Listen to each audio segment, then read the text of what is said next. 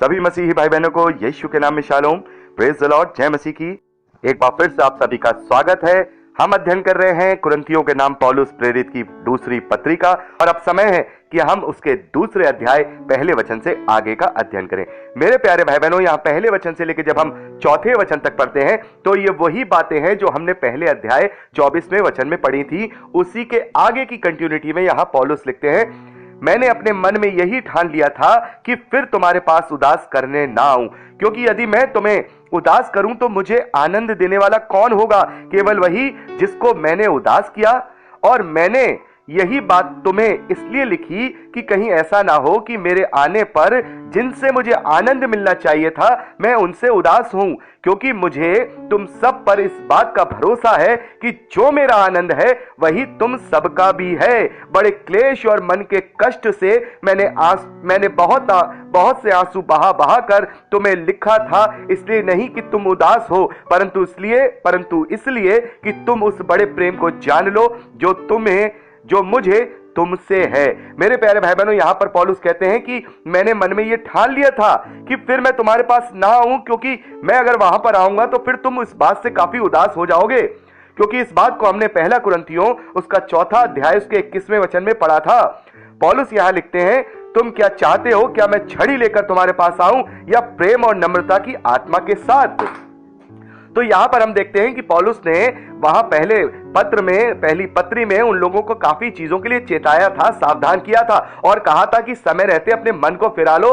क्या मैं तुम्हारे पास आऊं छड़ी लेकर के? छड़ी लेने का मतलब, जैसे मैंने आपको पहले बताया था, बड़े व्यंग के तरीके से बताया था कि फिर मैं वहां पर आऊंगा तो फिर मैं बहुत ही ज्यादा कठोर शब्दों में तुम्हारी निंदा करूंगा और यह बात मुझे अच्छी नहीं लगेगी। इसलिए मैं चाहता हूं कि तुम अपने आप को इन पत्रियों के द्वारा जो मैंने तुम्हें संदेश लिखे हैं, अपने आप को बदल कर परमेश्वर के ग्रहण योग्य बनो। यहां पे पौलुस कह रहे हैं कि मैंने ठान लिया था कि मैं अब इसलिए तुम्हारे पास ना आऊं, क्योंकि मैं वहां आऊंगा और मैं तुम्हें निंदा के बातें बोलूंगा, बड़ी कठोर शब्दों में तुमसे बातें करूंगा, फिर तुम उदास होगे और तुम्हें जब मैं उदास कर दूंगा तो फिर मुझे आनंद देने वाला कौन होगा?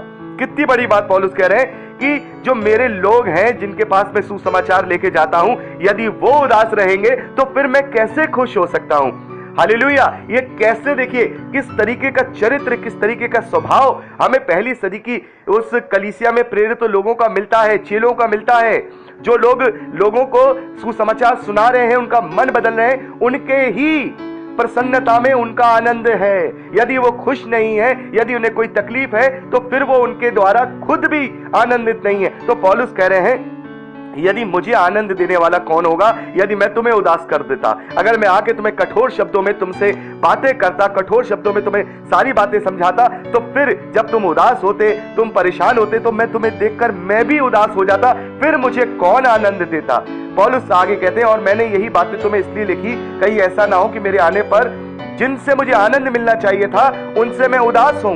मैं जब आऊं तुम्हारे पास, मैं कठोर शब्दों में तुम्हारी इन सारी बातों की मैं निंदा करूं, तुम्हें समझाऊं, कठोर भाषा में तुम्हें डांटूं, मैं बताऊं कि तुम ये गलत कर रहे हो, तो तुम उदास हो जाते। तो फिर जिनसे मुझे आनंद मिलना चाहिए था, जिनके पास मुझे देख करके आनंद मिलना चाहिए था, कि जिनके मनों में मैंने परमेश्वर के वचन को पिरोया है, वो आत्मिकता में ऐसे बढ़ गए हैं, उस बात को देख करके मुझे आनंद आना चाहिए था। लेकिन मैं इसलिए नहीं आया कि मैं तुम्हें समय देना चाहता था, मैं नहीं बल्कि परमेश्वर चाहता था कि तुम्हें समय मिले, ताकि जब मैं तुम्हारे पास आऊं तो मैं उदास ना करूं, बल्कि मैं तुम्हारे आनंद में खुद आनंदित हूं, क्योंकि तुम उस वक्त अपने आप को पूरी रीति से परमेश्वर के लिए ग्रहण योग्य बना चुके होगे। पौलुस चौथे वचन में लिखते हैं, बड़े क्लेश और मन के कष्ट से मैंने बहुत से आंसू बहा कर तुम्हें लिखा था, इसलिए नहीं कि तुम उदास हो। पौलुस कह रहे हैं कि पहली पत्री में जो बातें मैंने लिखी हैं वो बड़े कष्ट के साथ, मैंने बहुत ही उदास होकर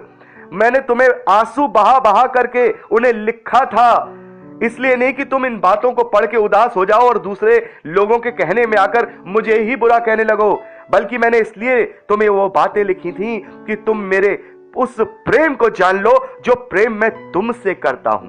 हे मेरे कुरिन्थ के वासियों, हे कुरिन्थ के लोगों, उस प्रेम को जान लो कि जो प्रेम मैं तुमसे करता हूं, क्योंकि वो प्रेम प्रभु यीशु मसीह मुझसे करता है, इसलिए मैं तुमसे वो प्रेम करता हूं। तो यहां पर हम देखते हैं कि जो कलीसिया का अगुवा होता है, जो पास्टर होता है या बिशप होता है या अध्यक्ष होता है, उसकी जो भेड़ें होती हैं, यदि वो खुश नहीं है, यदि वो आनंदित नहीं है, तो वो बिशप, वो अगुवा, वो पास्टर भी आनंदित नहीं रह सकता। यदि वो सच्चा मसीह का जो दास है, तो वो उनके आनंद में अपने आनंद को ढूंढेगा, उनकी आत्मिक उन्नति में अपने आनंद को ढूंढेगा, उनकी चरवाही करने में, उनकी रखवाली करने में आनंद को ढूंढेगा। वो उनके प्रति अपने आप को पूरा समर्पित करेगा, क्योंकि परमेश्वर ने उसे ये जिम्मेदारी दी है, उसे वो भेड़ें दी हैं, उसे वो कलीसिया दी है, जिसके द्वारा वो आनंदित भी होगा और उन्हीं के द्वारा वो उदास भी होगा। तो यहां पर बड़े ही प्यारे एक रिश्ते को यहां पौलुस बड़े प्रेम के द्वारा लिख रहे हैं कि मैंने बहुत आंसू बहा कर, बड़े कष्ट और क्लेश के साथ वो बातें मैंने तुम्हें लिखी थी, ताकि तुम मेरे प्रेम को जान लो कि मैं तुमसे कितना प्रेम करता हूं। तो एक कलीसिया का और उसके प्रेरित के बीच में ये एक ऐसे प्रेम के रिश्ते को यहां पे दिखाता है, जिससे कि हमें ये सबक लेना होगा कि जो हमारे अगुवे हैं, हमें उनके साथ आदर के साथ पेश आना है, हमें उनके साथ सम्मान के साथ पेश आना है। और जो अगुवे हैं और जो रखवाले हैं, उन्हें अपनी कलीसिया के हर एक मूवमेंट को अपने जीवन से जोड़ना होगा, उनकी खुशियों में आनंदित होना होगा, उनकी परेशानियों में उन्हें ढांढस देना होगा। यदि वो आत्मिक रूप से कहीं भटक रहे होंगे, तो सच्चे रखवाले की तरह, सच्चे चरवाही की तरह उस भेड़ को ढूंढ के लाना होगा और उसकी आत्मिक उन्नति को वापस से प्रबल करना होगा। और अब आगे बात करते हैं, यहां 5वें वचन से पौलुस आगे लिखते हैं, यदि किसी ने उदास किया है तो मुझे ही नहीं, वरन कि उसके साथ बहुत कड़ाई ना करूं। कुछ कुछ तुम सबको भी उदास किया है। ऐसे जन के लिए दंड जो भाइयों में से बहुतों ने दिया है बहुत है, इसलिए इससे भला तो यह है कि उसका अपराध क्षमा करो और शांति दो, ना हो कि ऐसा मनुष्य बहुत उदासी में डूब जाए। तो यहां पे पौलुस देखिए कितने बड़े दिल को यहां पे बता रहे हैं कि जिस व्यक्ति ने इस प्रकार की बातें यहां इस कलीसिया में फैलाई हैं, मेरे विरोध में जो बातें कही हैं और जो कह करके तुम लोगों को इस तरीके से मेरे विरोध में किया है, ऐसे व्यक्ति के लिए जो दंड तुम भाइयों में से उसे दिया है वो बहुत है। तो हम देखते हैं एक अननोन पर्सन के विषय में, यहां पर हम देखते हैं एक अननोन पर्सन है जिसके विषय में इन पत्रियों में हम नहीं देख रहे हैं। कोई ऐसा व्यक्ति है जो उस वक्त कुरिन्थ की कलीसिया में रह करके उस मसीह के प्रचार का विरोध कर रहा था, या हम कहें प्रेरित पौलुस का वहां विरोध कर रहा था, और इस वजह से वहां के लोगों ने उसे काफी उसके साथ बदसलूकी की होगी, उसे दंड दिया होगा या सारी चीजें की होंगी। लेकिन पौलुस यहां पर कह रहे हैं कि जो भी तुमने किया बहुत है। अपने यहां पर मसीही व्यवहार को, यहां मसीही स्वभाव का यहां पर पौलुस ने मुजाहरा दिया है। पौलुस कहते हैं इसलिए भला तो यह है कि उसका अपराध क्षमा करो, क्योंकि हम एक दूसरे के अपराध क्षमा करने वाले बने। यदि उसके अंदर थोड़ी सी भी संभावना है कि वो अपने मन को फिरा सकता है, तो उसे अपने आप से दूर मत करो, बल्कि उसे अपनी संगति में ले लो। पौलुस कह रहे उसे दंड देने की बजाय, उसके साथ गलत व्यवहार करने की बजाय तुम उसे क्षमा कर देते। भला तो यही होता कि तुम उसके अपराध क्षमा करो और शांति दो, ना ऐसा ना हो कि वो मनुष्य बहुत उदासी में डूब जाए। इस कारण मैं तुमसे विनती करता हूं कि उनको अपने प्रेम का प्रमाण दो, अपने प्रेम का प्रमाण उन लोगों को दो जो लोग तुम्हारे विरोध में बातें कर रहे हैं, जो तुम्हारे लिए बुरा चाह रहे हैं। अपने प्रेम का प्रमाण उन्हें क्षमा करके उस प्रेम का प्रमाण दो, क्योंकि मैंने इसलिए भी लिखा था कि तुम्हें परख लूं कि तुम मेरी बातें कि तुम मेरी सब बातों के मानने के लिए तैयार हो कि नहीं। पौलुस कह रहे हैं इसलिए भी मैंने तुम्हें यह बात बताई थी, इसलिए नहीं कि तुम जाकर के बिल्कुल वायलेंस हो जाओ और जाकर के बिल्कुल हाथापाई करने लगो, नहीं, इसलिए कि मैं तुम्हें परख सकूं कि तुम्हारे अंदर इतना पेशेंस है कि नहीं। एक मसीही विश्वासी के अंदर इतना पेशेंस होना चाहिए कि वो दूसरों के अपराधों को उस हद तक भी क्षमा कर पाए। अगर उसे दिखता है कि मेरे क्षमा करने से इस व्यक्ति को बचाया जा सकता है, तो यहां पर पौलुस कहते हैं इस व्यक्ति को, यदि वो कलीसिया से जुड़ा है, उसे क्षमा कर दो, ताकि वो अपना मन फिरा सके। अपने प्रेम का उसे प्रमाण दो, जो प्रेम तुम्हें मसीह ने करने के लिए कहा है।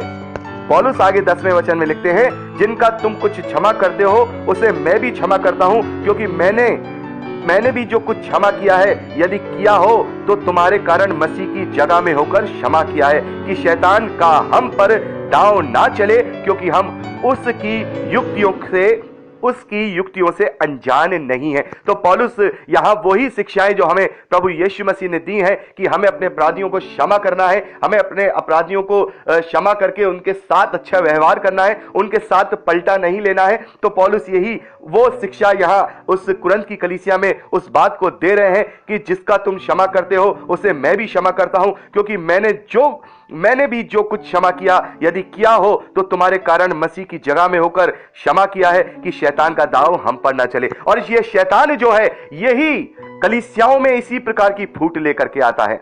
हम देखते हैं आजकल हमारे जीवनों में यही देखने को मिलता है कि कलीसियाओं में, यहां तक कि अगुओं के अंदर अगर मान लीजिए 2 या 3 प्रचारक उस कलीसिया के लिए एक साथ काम करते हैं तो हम देखते हैं उनमें भी आपस में कभी कभी जो है फूट पड़ जाती है, वो एक दूसरे को क्षमा नहीं कर पाते हैं। मान लीजिए कलीसिया में ही बहुत सारे लोग हैं, कभी कोई पास्टर से खफा हो गया, कभी पास्टर किसी कलीसिया के व्यक्ति से खफा हो गए, या कलीसिया के 2-4 व्यक्ति आपस में उनकी नहीं बन रही है। तो ये शैतान यहीं पे घार जो है बिल्कुल वार करता है। ये जो पर्सनल ईगो होती है, जो पर्सनल बातें होती हैं जिनमें क्षमा करने की सामर्थ्य नहीं होती, फिर वो शैतान के चंगुल में फंसते चले जाते हैं और वो छोटा सा मनमुटाव आगे चल के बहुत बड़ी दुश्मनी में कन्वर्ट हो जाता है। और फिर जब दुश्मनी में कन्वर्ट हो जाता है तो फिर हम पाप और पाप के कारण दोनों में फंस जाते हैं। तो जरूरी है अपने अंदर बड़ा दिल करिए, अपने अंदर अपने आप को इस प्रकार से परमेश्वर में होकर के ये याद करिए कि प्रभु यीशु मसीह ने हमारे कितने बड़े बड़े पाप क्षमा किए हैं, कितने बड़े बड़े। हमें अंदाजा है कि यदि वो हमारे पाप ना क्षमा करे तो हमारा हाल क्या होगा, हम जाएंगे कहां। हमें अंदाजा है उसने अपने प्रेम को इस रीति से हम पर प्रकट किया है कि उसने हमारे पापों को अपने ऊपर ले लिया और जितने भी हमने जैसे भी पाप किए सबको उसने हमें क्षमा किया और आज तक करता चला आ रहा है। हमारी हर एक गलती को, जो छोटी मोटी गलतियां करते हैं, वो हमारे पापों को क्षमा करता चला आ रहा है। यदि मान लीजिए उसने हमें अगर क्षमा नहीं किया और उसने हमसे मुंह बना लिया, जैसे हम एक दूसरे के साथ मुंह बना के बैठ जाते हैं, अरे हम इससे बात नहीं करेंगे, आदमी हमें पसंद नहीं है, ये बिल्कुल बेकार आदमी है, मुंह बना के बैठ जाते हैं ना। देखते हैं एक ही कलीसिया में एक ही जगह अगर बैठ गए तो एक दूसरे की तरफ देख भी नहीं रहे हैं। याद रखिए, अगर परमेश्वर ने हमसे मुंह मोड़ लिया तो फिर हमें कोई बचाने वाला नहीं होगा। शैतान यही चाहता है, शैतान की युक्तियों को हम जानते हैं। या पौलुस लिख रहा है कि शैतान का हम पर दांव ना चले, क्योंकि हम उसकी युक्तियों से अनजान नहीं। हम जानते हैं कि शैतान यही और ऐसी युक्तियां सारी कलीसिया के लोगों के बीच में, परिवारों के बीच में, रिश्तेदारों के बीच में, दोस्तों के बीच में डालता है कि वो अपनी अपनी पर्सनल ईगो को लेकर बैठ जाते हैं और वो दूसरे को क्षमा नहीं कर पाते। तो ऐसी रीति में जब आपको किसी को क्षमा करना पड़ रहा है तो परमेश्वर के उस प्रेम को याद करिए, उस क्षमा को याद करिए जो क्षमा मुझे और आपको मिली है। उसका क्या मोल चुकाया है, उसके बदले में हमने उसे क्या दिया है? कुछ भी नहीं दिया है। सेत में फ्री ऑफ कॉस्ट अनुग्रह के द्वारा हमें वो पापों की क्षमा मिली है। जब हमें वो पापों की क्षमा मिली है और निरंतर मिलती रहती है, तो क्या हम अपने आप को जो हम उत्पत्ति की पुस्तक में पढ़ते हैं कि हम परमेश्वर का स्वरूप हैं, उसका आत्मिक स्वरूप है, उसके गुणों को अपने अंदर डेवलप नहीं करेंगे? ये गुण है परमेश्वर के, ये गुण है कि वो क्षमा करने वाला है, वो प्रेम करने वाला है, वो दया करने वाला है, कृपा करने वाला है, भलाई करने वाला है। ये गुण है परमेश्वर के, जो आत्मा का फल है, ये परमेश्वर के गुण हैं। तो वो गुण हमें अपने अंदर डेवलप करने हैं। पौलुस के साथ कितना बुरा यहां पर वो उस व्यक्ति ने किया है, इस व्यक्ति का नाम कहीं भी हम बाइबल में नहीं पाते हैं। शायद ये भी परमेश्वर का अनुग्रह है कि उस वक्त इसका नाम नहीं लिखना, ताकि लोग इसको कहीं घृणा की नजर से ना देखते। नहीं, यहां पर इस व्यक्ति के विषय में पौलुस कह रहे हैं, इसने भले ही मेरे विरोध में कितनी भी बातें की हो, लेकिन तुमने उसे जो दंड दे दिया अब वो बहुत है, अब तुम क्षमा करने वाले बनो। भला तो यही होगा, उसे क्षमा कर दो। यदि तुम क्षमा कर दोगे तो मैंने भी क्षमा कर दिया, क्योंकि मैं प्रभु यीशु मसीह में होकर के उसे क्षमा करता हूं। शैतान को अपना दांव चलने मत दो, शैतान को अपना दांव हम पर चलने ना दो। कलीसियाओं में इस प्रकार की ईगो को फेंक दो, अपनी अपनी ईगो हटा दो, एक दूसरे से अपने अपने अपराधों की क्षमा मांग लो। और यदि कोई ऐसी संभावना है कि वो व्यक्ति क्षमा करने के द्वारा अपने पथ पर, अपने रास्ते पर दोबारा आ सकता है, तो पहले जाकर के उससे कह दो, कोई बात नहीं ब्रदर, मेरी ही गलती थी, मुझे क्षमा कर दो, कोई बात नहीं है। हम आपस के सारे मनमुटाव मिटा देते हैं, एक दूसरे से अपनी अपनी बात का, एक दूसरे से जो भी हमें बुरा लगा है, एक दूसरे को वहां जाकर के बता दें, एक दूसरे को क्षमा कर दें। तभी हम उस युक्ति को, जो हम जानते हैं शैतान की, कि वो हमारे बीच में मतभेद उत्पन्न करता है, हमें क्षमा करने से रोकता है, हमारी ईगो बढ़ाता है, हम इस युक्ति को जानते हैं, इस दांव को अपने परिवारों में, कलीसियाओं में, अपने ग्रुप्स में ना पलने दें। और ये बात हम देख रहे हैं, आज देख रहे हैं कि लोग जो सुसमाचार का प्रचार करने वाले हैं वो भी अपने अंदर ऐसी ऐसी ईगो लेकर के बैठे हैं कि एक दूसरे को क्या कर रहे हैं, एक दूसरे का विरोध कर रहे हैं केवल अपनी ईगो के द्वारा। क्या हम एक दूसरे को क्षमा नहीं कर सकते जैसे परमेश्वर ने हमें क्षमा किया? अरे प्रभु यीशु मसीह का नमूना, हम जिसके पीछे चलते हैं, उसने अपने मारने वालों को भी क्षमा कर दिया, अपने मारने वालों को भी क्षमा कर दिया। प्रभु ने क्या कहा क्रूस पर? क्या कहा? हे पिता इन्हें क्षमा कर, ये नहीं जानते ये क्या कर रहे हैं। पौलुस ने भी वही शिक्षाएं कुरिन्थ की कलीसिया को दी हैं, हम सबको दी हैं कि हम क्षमावान हो जाएं, क्योंकि शैतान का दांव हम पर ना चले, क्योंकि हम उसकी इन सभी युक्तियों को जानते हैं कि वो इस तरीके से कलीसियाओं और परिवारों में आकर के ईगो को उत्पन्न करता है और हम एक दूसरे को क्षमा नहीं कर पाते। तो पौलुस कहते हैं कि क्षमा करने वाले बनो, या ये पौलुस अपनी तरफ से नहीं बल्कि प्रभु ने हमें सिखाया है कि क्षमा करने वाले बनो। तो यहां पर हमने दूसरा अध्याय 11वें वचन तक का अध्ययन कर लिया है और अब परसों हम 12वें वचन से आगे का अध्ययन करेंगे। और प्रार्थनाओं में याद रखिएगा। प्रभु आप सबको बहुत आयत की आशीष दे। Praise the lord. जय मसीह की।